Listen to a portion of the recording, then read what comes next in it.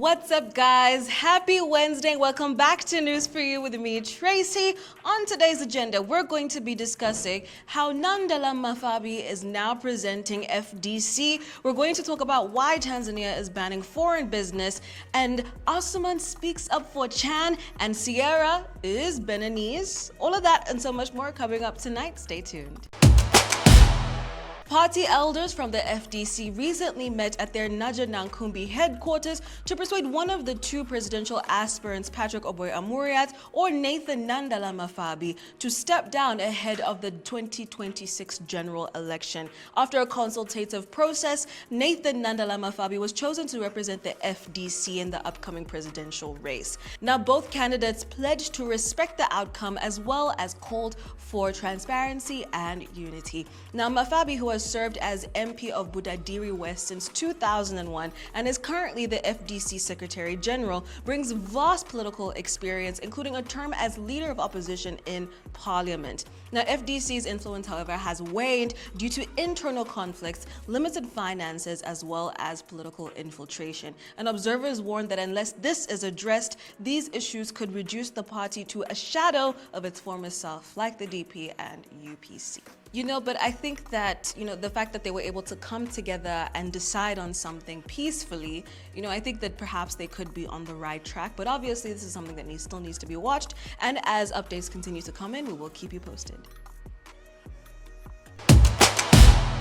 Tanzania has officially banned foreigners from engaging in 15 small-scale business sectors under a new law aimed at protecting local entrepreneurs. Now, the directive, which was issued through a government notice, enforces the Business Licensing Order 2025. Now, the prohibited sectors include retail and wholesale trade, mobile money services, phone and electronic repairs, cleaning services, tour guiding, radio and television operations, among others. Now, foreigners found operating in these sectors face fines of at least 10 million Tanzanian shillings or up to 6 months in prison, along with the risk of visa cancellation. Now, Tanzanian citizens who support or front foreigners could also face penalties, including fines up to 5 million shillings or 3 months in jail. Now, foreigners currently operating in the banned sectors will be allowed to continue only until their licenses expire, after which renewals will not be permitted. Now, in Uganda, foreigners must invest a minimum of $250,000 to operate businesses effectively while shielding low capital ventures. Tanzania, don't want us there to do business. Members of Parliament have pressed government and sports authorities to clarify Uganda's preparedness for hosting CHAN as well as AFCON in 2027. Legislators have called for a swift completion of the infrastructure and training facilities across the country, urging government to go beyond the metropolitan areas. Now, here is what Honorable Asuman Basalirwa had to say in terms of the visibility of CHAN. Right on, Speaker, when you are making the communication, it would appear as if this tournament is a month from now. But as a matter of fact, Uganda's first game against Algeria is on the 4th. That's next week. But right on, Speaker, this tournament, for us to be hosting this tournament, is a very important milestone for the country. I am surprised that government has not given the tournament the attention it deserves. If you speak to the media organizations here, none of them has received money to advertise this tournament. And you expect Ugandans to go to Nambole to cheer our teams when they are completely ignorant of this tournament. Retro Speaker, we want to find out why government has not taken advertising and this tournament as a top priority. As we speak now, right, Speaker, the countryside is not aware, and we cannot be successful unless we have the fan base. We are playing Algeria, a top club on the continent, and we really rely on the home support for us to become victorious. Why have we invested heavily in this tournament if we are actually not advertising, we are not engaging the media. There is no program. Platform Speaker, I don't know whether you've been invited for the official opening ceremony. Me in my capacity as chairperson Parliamentary Sports Club, I have not been invited.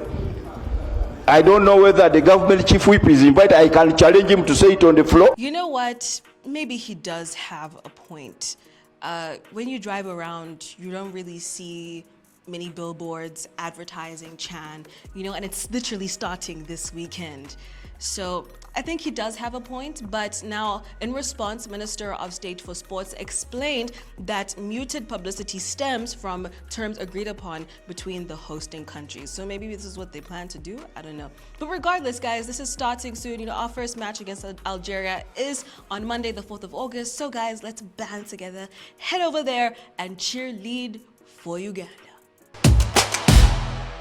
U.S. singer Ciara has become one of the first to receive Benin citizenship under a new law offering nationality to descendants of enslaved Africans. Now, she shared the news on Instagram and said that she was honored and thanked Benin for welcoming her. Now, the move is part of Benin's efforts to reconnect with the African diaspora and promote cultural tourism. Ciara received her citizenship in a ceremony in Cotonou, with the government calling it a symbolic and historic return to one's roots. Now, the My Afro Origins law, which was passed last year, allows descendants of enslaved Africans to apply for citizenship. Now, Benin joins other West African countries like Ghana and Guinea-Bissau in such efforts. The country also recently appointed filmmaker Spike Lee and his wife as ambassadors for African Americans, and historically Benin's coastline, once part of the slave coast, was a major departure point for enslaved Africans, with over 1 million people exported